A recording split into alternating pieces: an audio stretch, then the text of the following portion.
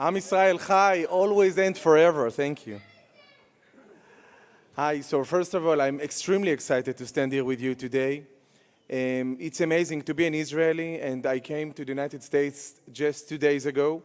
It's a 15 and a half hours flight.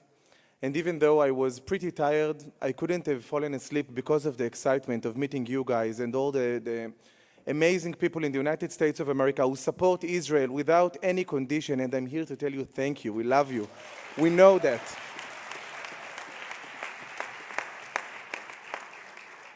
Before I begin my few minutes here, I just want to say to Seth and Noach that Hebrew is my language, and you nailed it, guys. That was amazing.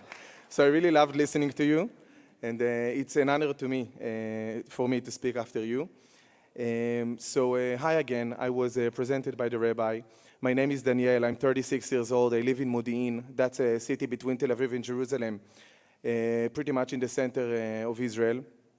On October 6th, my family and I, we were all together in a vacation in the southern part of Israel, just an ordinary vacation. On October 7th, at approximately 6:30 a.m., I heard the launches from the Gaza Strip. I'm an active duty officer in the medical corps of the IDF, and I immediately understood that what I'm hearing is probably rockets. I opened the tent because that was a glamping site. I looked towards the Gaza Strip, and I saw barrages of rockets on the sky. It was incredible. I've never seen such a quantity of rockets at the same time. And when I was a captain, I was the medical officer of the Southern Brigade in the Gaza Division. So I know stuff about the southern parts. That was crazy. I immediately told my family we must escape and drive to the north. I was there with my husband, Moshiko. We have 3 kids, twins that were 3.5, Oz and Ariel, a boy and a girl. And we had another baby. Her name is Amit. She was 2 months, not even, at that time. Now she's 1 year and 3 months. And we started escaping the scene. While we drove, I started hearing shootings before the city of Ofakim. The place we were in is between Kibbutz Magen and the city of Ofakim. That's the heart of the places that were attacked. And approximately before 7 a.m., I started hearing all those shootings. I looked at Moshiko. He's a major in the IDF in reserves. And I told them, are they crazy in the Gaza division? Are they doing drills on Shabbat morning? Because we couldn't have understood that those are terrorists so deep inside Israel. But it took me 1 additional second to understand that those are terrorists because the shootings were in automatic way, and that's not the way we use weapons. I put a bullet inside my pistol, my personal pistol. I put it near the gear thing. I was driving as fast as I could, and then we got a phone call from Moshiko's mother. She said, Bar is Moshiko's brother that was with us in the vacation. He was behind us in 5 minutes' time. Bar was shot, Bar got heart attack, she was screaming, she was hysterical. We couldn't have understood anything from her words. So let me tell you that they are okay and everything is fine with them, but their story is incredible. And according to my opinion, as an expert in emergency medicine and doctor by the Ben-Gurion University and all those titles, there is no explanation besides of God keeping us to make any realizations of what happened. So they came 5 minutes after us. Avigail is Bar's wife. She was seated behind with a baby. And then she got a phone call from her parents saying that terrorists infiltrated Israel according to what they see in the news. So what's going on with them?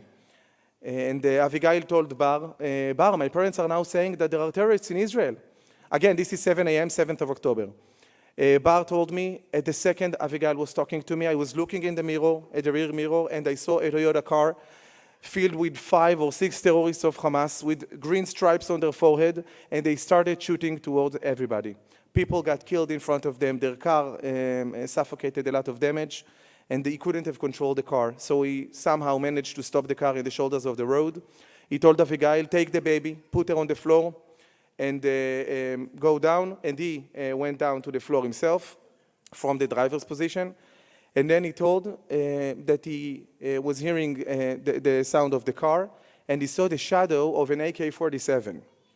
The terrorists were 1 meter from him, but they just continued driving. They did not do anything to them because probably they thought they were dead or something. And then they escaped to the other side of the road, understanding that they cannot escape to the depth of Israel. They need to go back because the Toyota full terrorists just passed them towards Israel. So where can they run? And their car is malfunctioning. So they crossed the road to the other side. Someone that lives in Kibbutz Gevim nearby came with his car from a night shift. He was also shot by them, but nothing happened to him, just some glasses shattering in the car. They all spoke Hebrew. He took them to his car, and they hid them in their home in a shelter for 70 hours until they could have taken back home to Tel Aviv. And once again, my family is safe and sound, and with the help of God, we were saved. I can just tell you that after we drove home and rocket landed near us, we also got home to Modi'in safe. I put my uniform immediately. Moshiko arranged me a small bag, and I drove back to the Southern Command in Beersheba. There I met my commander. He was a colonel at the time. And I told him, what the hell is going on? That was 9 a.m., October 7th. And he said, well, we are not sure, but many terrorists infiltrated Israel from many points. We have a lot of casualties and people that were killed. Even Magen David Adom forces are in a problem. We need you to consolidate medical forces and provide medicine. So we improvised 19 ambulances, doctors, paramedics, nurses, medics, ambulance drivers, without any order to do so beforehand, and we saved over 90 lives on the day of October 7th and the following days after.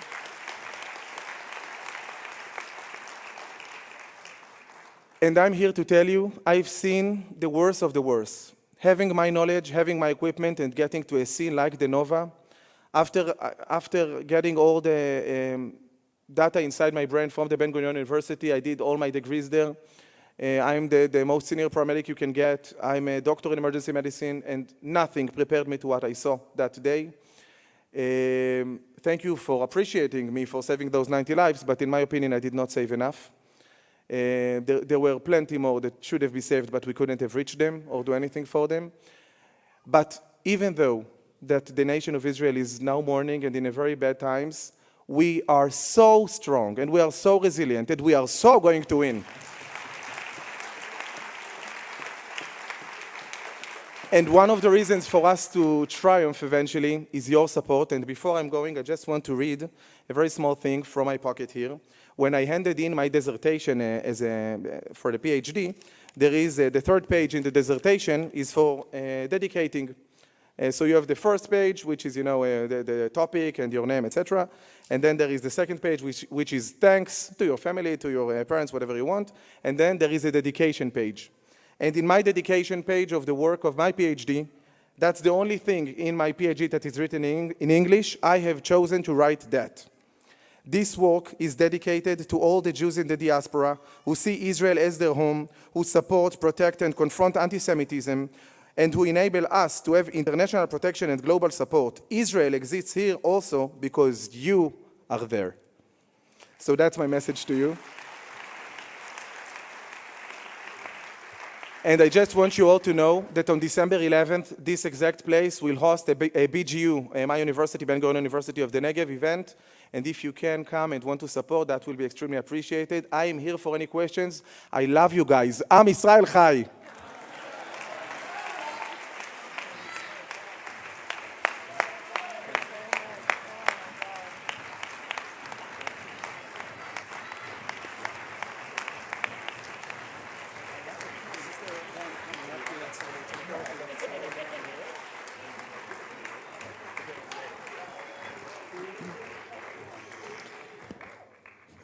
Lieutenant Colonel, I hope you can see the kind of impact you've made on our congregation.